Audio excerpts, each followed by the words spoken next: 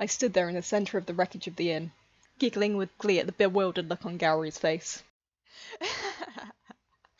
Oh, relax, would you? It's not really a fireball. It's just a light spell.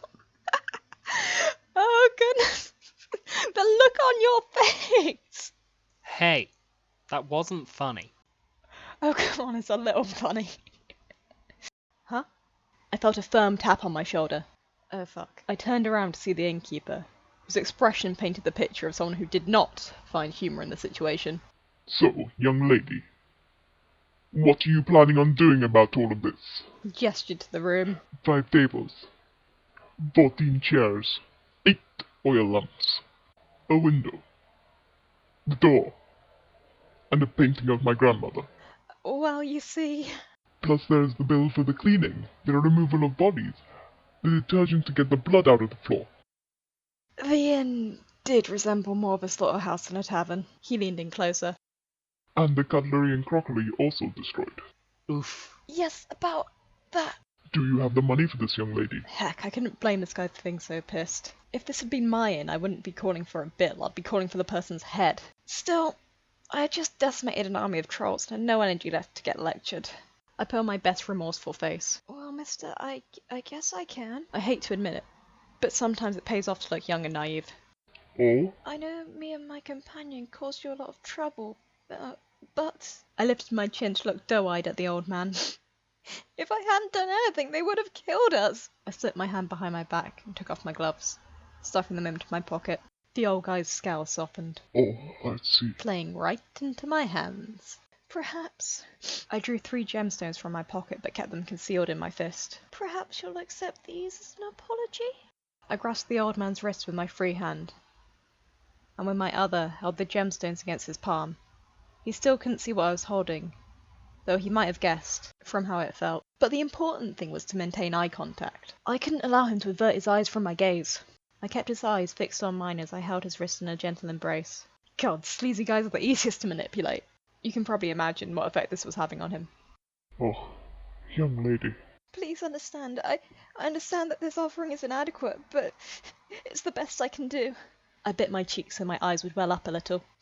Finally, I relaxed my grip on his wrist. They only glanced down at his palm, then closed his fingers around them, seeming to approve of what he had seen. Well, miss, since you have put it that way, what can I say? I will just have one of the boys clean up the mess. Why don't you head back to your room and get some rest? The innkeeper said, like a chump. Oi, you, get over here, clean this up. Lena, that was kind of gross. Oh, you're still here. I generally thought you would have turned tail and run by now. Anyway, usually when there's trouble in an inn, you get run out of town immediately. The next few inns hear about that and don't even let you in. So I figure it's easier just to grease this guy's palm and not hear about it again. Not that I had learned this lesson the hard way to begin with. You're welcome, by the way. Oh, seeing how I covered the bill this time, you still owe me a dinner. Fine. Gowry still looked like he was disapproving. His pretty face knotted up into a big frown. We made our way up the corridor and turned the first corner. Well, I guess it served me right. I haven't exactly been honest with him. He took a big breath. Well, for a little girl, you've got pretty big balls, that's for sure. Excuse me? He grinned his big, dumb grin at me. Whatever. I sat down on the edge of my bed and started unlacing my boots. Wait a minute. Gary, the fuck are you doing in my room? He had perched himself comfortably on the edge of the desk and was making himself at home. Well? He cocked his head to the side, looking for all the world like a confused puppy. You promised you'd explain things to me later. Oh, did I now? Yes, you did. I was hoping he would have forgotten that. Well, fine. Well, to be honest, I had a few questions for him as well. Best to get them all out of the way at the same time. Okay, but I've got a question for you first. I'm an open book, little girl. Ask anything you And want. just when I thought we had stopped calling me a little girl. Great. Okay, fine, let's play hardball. Now, Gary, tell me honestly, how do you feel about me? The surprise of the question made him slip off of the desk and onto the floor. His Ow. eyes grew wide with terror. Wait, what do you mean? Like a fly caught in a spider's web, he struggled. I couldn't hold a straight face any longer. I'm kidding. Just kidding. Thank God, you almost gave me a heart attack. I thought I was gonna die. Oh, come come on, what's that supposed to mean? He picked himself up from the floor and dusted off. Okay, but seriously, Lena, is there anything you actually want to know? Except for my measurements. Those are top secret. Heh heh heh, very funny. He pulled his chair up to the edge of the bed and straggled it. Okay, right. How did you know those guys were coming after me? Well, I didn't know. Hey, you said right before those guys busted in, it looks like I'm gonna see what you can do any second now. Or something like that. Oh, that. He answered unfazed. I could hear them scuffling around outside, and they were obviously after someone who was in the inn. It doesn't take an alchemist to work out that you're the kind of girl who gets herself into trouble, so call it an educated guess. The type then. of girl who gets herself into trouble? Oh, come on, there were like half a dozen people in there. Did I really come across as the most suspicious person there? Fucking hell, this is hitting far too close to home. Well, yeah, look at you. I like to think I've got a better judgment than most people. But he was right. I do kind of generally find trouble. Big Sis used to say the same thing about me at home. Ah, fine, I believe you. Okay, cool. Any other questions? No. Okay, my turn then. Exactly why are those guys after you? Well, it's a long and boring story. You probably don't want to hear about it. Oh, I'm not going anywhere. You can tell me. Fine. So I told Gary a lovely story about how I witnessed those horrible bandits kill some perfectly innocent villagers. So I set out to avenge them and exterminate the bandits. In return, I took their gold back, minus a small fee. What? Did you expect me to tell him that I robbed them because I had no money left and was bored? I doubt they'd even believe that explanation anyway. He seems to generally like me. So I told the idiot what he wanted to hear. Really, I was doing him a favour. Don't look at me like that. When I had finished monologuing, Gary nodded heavily. Okay, I understand completely. That sort of thing happens far too often when people try to do the Oh right thing. god, he actually believes me. I kind of feel bad about it. Like he genuinely believes that I'm a good person. Yeah, don't I know it. Anyway, there's something else that's been bothering me, I said, trying to nudge the conversation in a different direction. What's that? How did those guys know which inn to go to? It was already dark when we got there, so it couldn't be that they saw us go in. I know that one guy's a sorcerer, but... The bandage man. Yeah, I've been calling him the mummy man. Gary chuckled. But anyway, yeah, him. It looked like they'd expected to catch us by surprise. They're hurt now, but they'll probably only pull back until tomorrow. I don't think we've lost them. So, you think they used magic to find you? Seems that way. Jeez, magic users can do anything. No, not anything. There are strict rules. There's a lot of stuff that magic can't do. I drummed my fingers on the bed frame as I thought.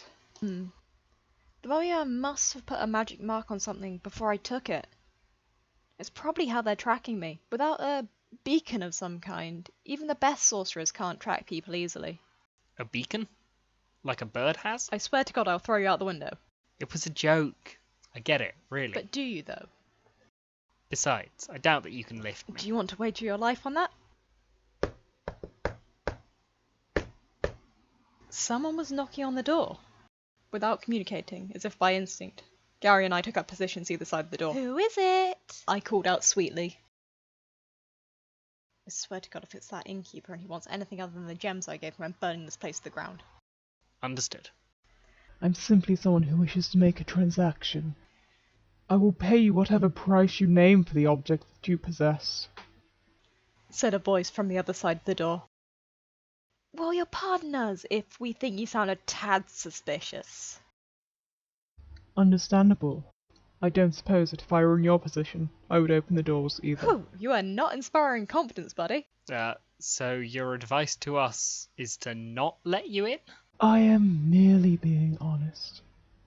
As I am being honest when I say I mean you no harm at these times. At these times, I just trip over those type of words. So maybe you'll change your mind after we open the door, because it's a different time. You need not be concerned, though I recognize what I'm saying may be useless. Mayhaps it will be more persuasive to remind you that you do have a reliable bodyguard. My bodyguard and I exchanged glances. Point taken. Okay, but any funny stuff, and I warn you, I will nail you with an attack spell so hard, You will think Garv himself has come down to smite you. Lena, you're not seriously going to let him in, are He'll you? be okay. Anyway, I have a reliable bodyguard, remember? I spoke softly and winked. I left my position by the door and walked into the centre of the room. Okay, we'll open the door. Come into the room nice and slowly, okay? Lena. Go ahead, Mr. Bodyguard, open the door. Gary obliged. A moment later, we got a good look at the man we were dealing with. And that's about it for today's recording. We actually made it to the end of chapter 1, and it only took 7 installments. If you have any questions, feel free to ask. And I do apologise for the male voices. Boy Voice is already doing me a favour by voicing Gary, so I can't shift like 90% of the work onto him. So you're just going to have to deal with me putting on weird accents and then trying to alter them on Audacity. Hopefully you enjoyed my sexy Zell Goddess voice. Oh god, so bad. And the innkeeper, yeah, I'm not even sure what accent that was meant to be either. Some kind of Polish/Russian/South African, I think? Who knows? I'm just as clueless as everyone else. If you have been enjoying it, interact with my YouTube, give me some thumbs up, show that you are actually listening, because I don't know. I'm just having fun with the thing. And you've probably noticed that we have actually rewritten some of the lines and dialogue for the characters. Lena in the books is written with a kind of American accent, which doesn't sound right coming out of my mouth when I say it in that way. So I'm kind of trying to come up with like a compromise of like getting the mood across whilst not making myself sound like a robot saying things that don't seem natural coming out of my mouth. Like there's a few lines that Lena says which are really violent, and if I said them in my accent, it would just sound incredibly, incredibly dark. Like not joking dark type of thing. Because I'm more like monotone and stuff. I can't swing it in like a light-hearted manner. Or there are parts where she's being sweet and I'll just sound really sarcastic, like when she's sitting by the fishing pond and going, "Here, fishy, fishy." It doesn't sound right. Hopefully these alterations like didn't bother you too much. If they did, tell me about them. I'll try to do better. And I'll see you next time in chapter 2 then. Goodbye.